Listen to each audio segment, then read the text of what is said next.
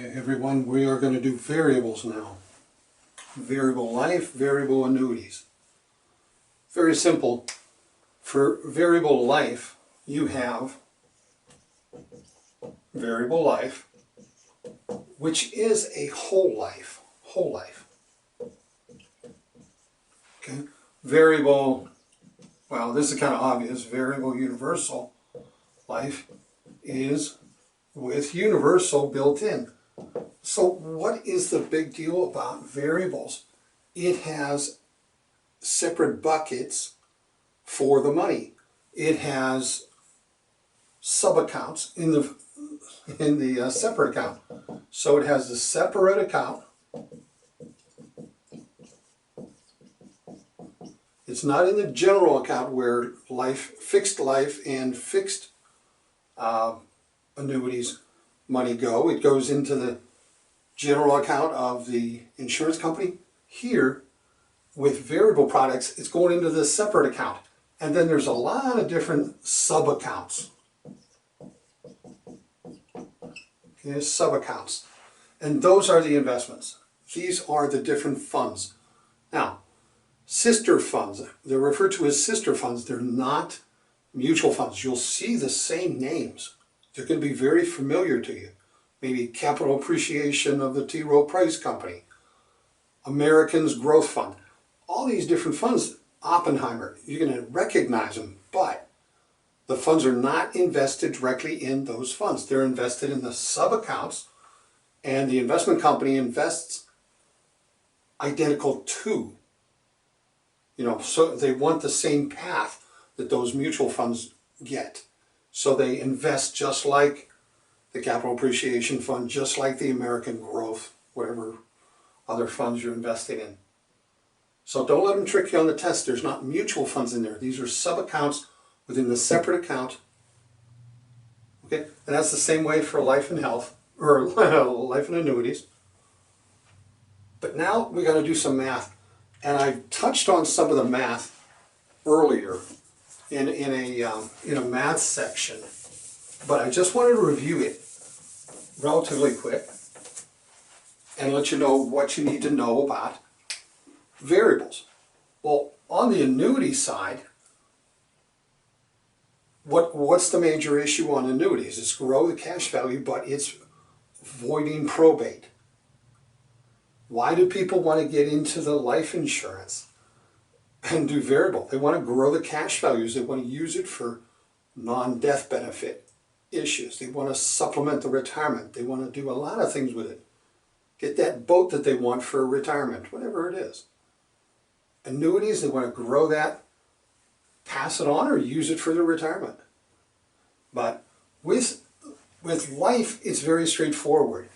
That's what they're trying to do. They're trying to boost up the death benefit. There's no major calculations that you're going to worry about.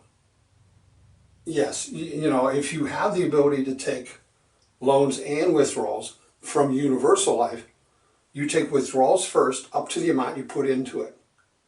So if somebody grew $400,000 in the cash value of their variable life or their fixed life policy, and they put in $24,000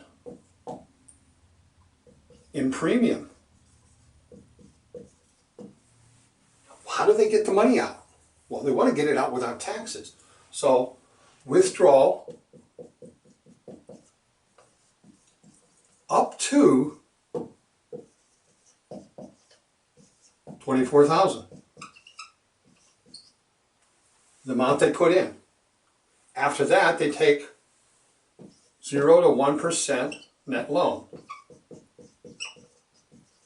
Just depends on your company if they charge. What they're going to do is they're going to charge the rate, but they're also going to credit the rate. You're borrowing your own money.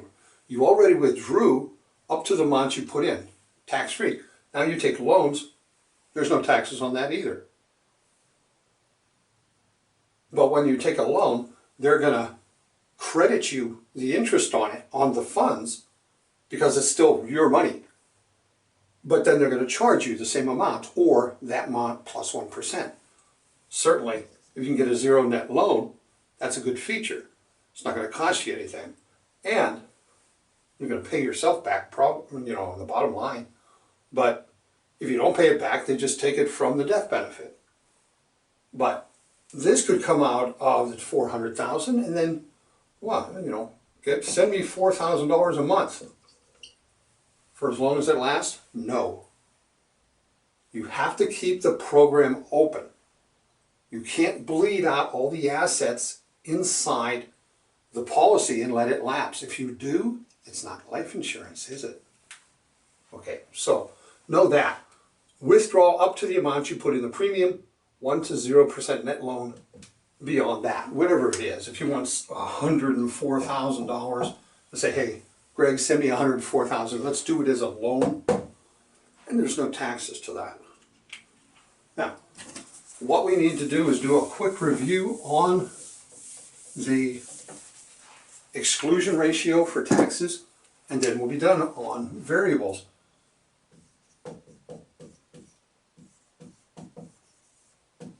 Well, we'll also do one of the AIR. But the exclusion ratio on a fixed annuity, what you do is, how much did you put in? 100,000? Okay, let's call this the fixed, and let's do a variable, and let's compare it. We both put in $100,000. It both grew to $400,000.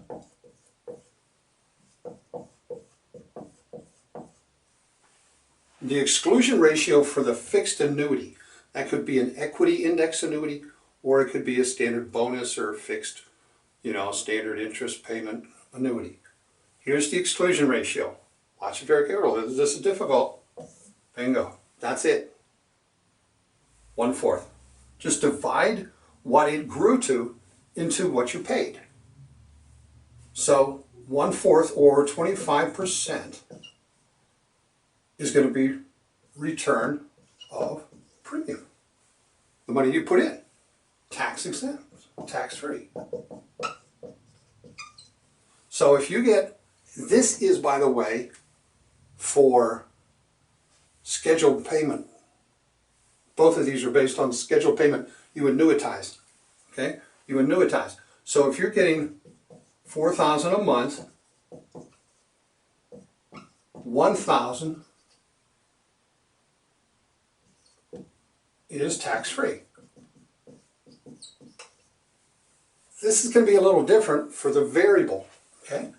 For the variable, we put in $100,000 and we divide by life expectancy. How long are you supposed to live? They'll tell you. Your life expectancy is 20 years or 15 years or 10 years or 30 years. Divide that into the 100,000 and you get $5,000. Whatever's taken out in the path, meaning scheduled payments, you annuitized, you got a structured settlement. So if you take out 40, 35 taxable, $5,000 is not taxable. Right? So this is life expectancy for the variable, and this is just divide what you put in, what it grew to by what you put in, and you get your percentage that's tax-free. One other item on variables that you need to know is how to determine what's going to happen to your payment.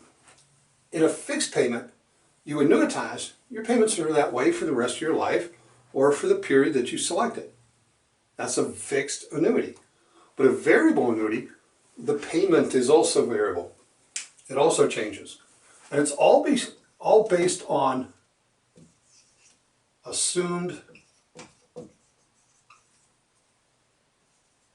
interest rate. I made a dog's dinner out of that, sorry about that, but it's the assumed interest rate, AIR. Now, what does the AIR do? It's a standard based on how your client performs. So if they have an AIR of 6% and they annuitized and they said, how much do I get? Okay, I get $2,500 a month. This is monthly, right? So let's take a look at January, February, March, April. They start in January 1st. It's in their bank, $2,500. They have to make 6% annualized. This time what they did, so at the end of January, they total everything up, and they came up with 0.5 of 1% is what it earned. Now, annualize that, multiply by 12, 6%, they made it. So the next payment, the performance in the 1 month determines what is going to be paid in the next. That's how it's determined. Now, they met their 6%. The next one's going to be $2,500. In February, they did 0.4. Multiply that by 12, and you got 4.8%. They didn't meet the AIR. Now, that means the next payment's going to be less. Let's just say $2,440. I have no idea, and they're not going to ask you anything more than, is it going to go up, is it going to go down, is it going to stay the same, what's going to happen to the payment? Okay, if it meets the AIR, it's going to be the same for the next month. Okay, if it's below, it's going to go down in the next payment. If it makes 0.7, multiply that by 2, that's 8.4% annualized. What's going to happen? The next payment's going to be higher. Let's say $2,580. I have no idea. But you have to understand that the performance here dictates what's going to happen in the next month. Okay?